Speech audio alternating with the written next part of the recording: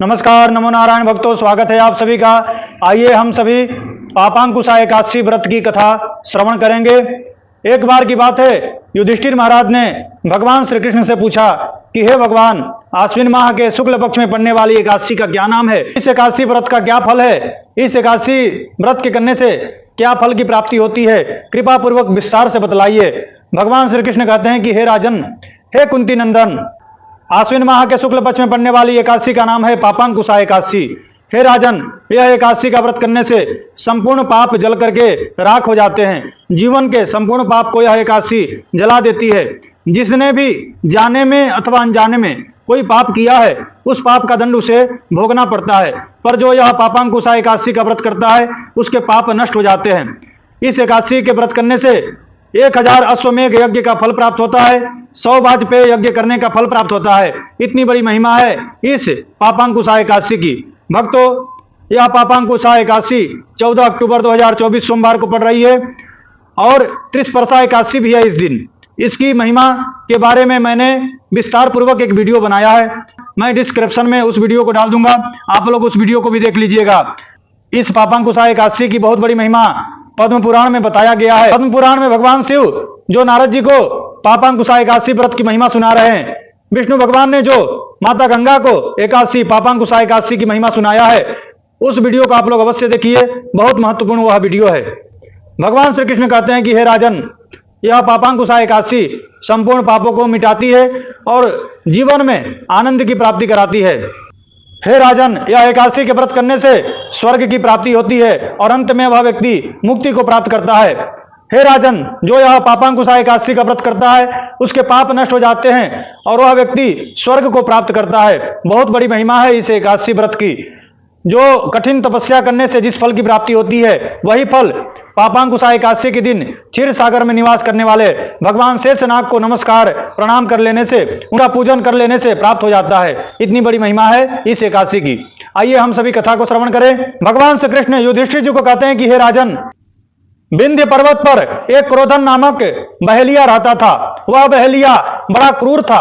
वह हिंसा करता था, मद्यपान शराब पीता था, लूटपाट करता था, व्यभिचार करता था। सारा पाप कर्म उसके अंदर विद्यमान थे, सारे पाप करता था। धीरे धीरे करके वह वृद्धावस्था की ओर जाने लगा। आखिरकार जवानी ढल गई और वह वृद्धावस्था को प्राप्त किया। एक दिन की बात है, यमराज के दूत उसे लेने के लिए आए। आखिरकार वह दिन आ ही गया जब उसे इस संसार को छोड़ करके जाना था। यमराज के दूत उस बहेलिया को लेने के लिए आते हैं। बहेलिया यम के दूतों को देख करके डर जाता है। यम के दूत जो थे, लंबे लंबे, उनके काले काले चेहरे, घुंघराले बाल बड़े भयावह लग रहे थे। यमराज के दूत, उनके बड़े बड़े नाखून, बड़े बड़े पंजे को देख करके वह बहेलिया डर जाता है। यमराज के दूतों ने कहा कि हे बहेलिया, कल सुबह हम तुझे लेने के लिए आएंगे। हे बहेलिया, कल का दिन इस धरती पर तेरा अंतिम दिन होगा। बहेलिया डर जाता है। बहेलिया को बड़ा भय लगा। जैसे बहेलिया ने सुना कि कल मेरा अंतिम दिन है, बहेलिया अत्यंत डर जाता है।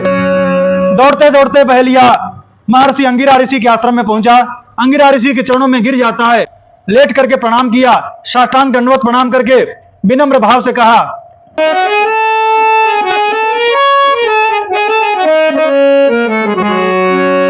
बहेलिया कहता है कि हे ऋषिवर, मेरे जीवन में मैंने अनेकों पाप किए हैं।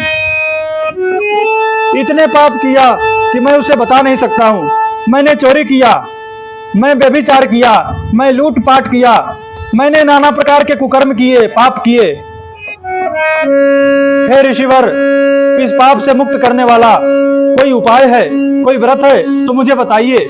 मुझे नरक नहीं जाना है। मुझे यम के दूत लेने आए थे। मैं यम के दूतों के साथ नरक में नहीं जाना चाहता हूं। मेरी मुक्ति हो जावे, मैं मोक्ष को प्राप्त करूं, ऐसा कोई उपाय है तो बताइए। लागी दया कोमल चित संता। भक्तों, संत दयावान होते हैं, करुणावान होते हैं। इसलिए तो कबीरदास जी कहते हैं, आग लगी आकाश में जर जरे पड़े अंगार, संतन होते जगत में जलमर का संसार। संतन होते जगत में, जल मरता संसार। कबीरदास जी कहते हैं कि यदि संत इस धरती पर नहीं होते तो संसार कब का समाप्त हो गया होता।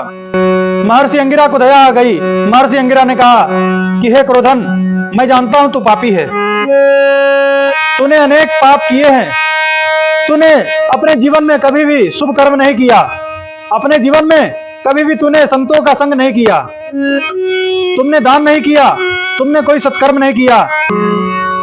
पर हे बहेलिया, तू मेरी शरण में आया है तो मैं तुझे एक उपाय बताऊंगा। भक्तों, शास्त्रों में कहा गया है, जो व्यक्ति संतों का संग करता है ना, उसके जीवन, उसकी दशा, उसकी व्यथा संत हर लेते हैं, उसके सारे दुख, सारे पाप नष्ट हो जाते हैं। इसलिए हमेशा संतों का संग करना चाहिए।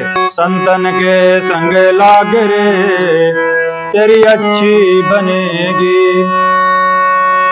संतन के संग लाग रे, तेरी अच्छी बनेगी। अच्छी बनेगी तेरी किस्मत जगेगी, होए तेरो बड़े भाग रे, तेरी अच्छी बनेगी। संतन के संग लाग रे, तेरी अच्छी बनेगी। महर्षि अंगिरा कहते हैं कि हे क्रोधन, मैं तुझे एक उपाय बता रहा हूं। आश्विन मास के शुक्ल पक्ष में पड़ने वाली पापांकुशा एकादशी का व्रत विधि विधान पूर्वक, श्रद्धा पूर्वक इस व्रत को करो। हे क्रोधन, इस व्रत को करोगे तो तुम्हारे सारे पाप नष्ट हो जाएंगे और तुम वैकुंठ मुक्ति को प्राप्त करोगे।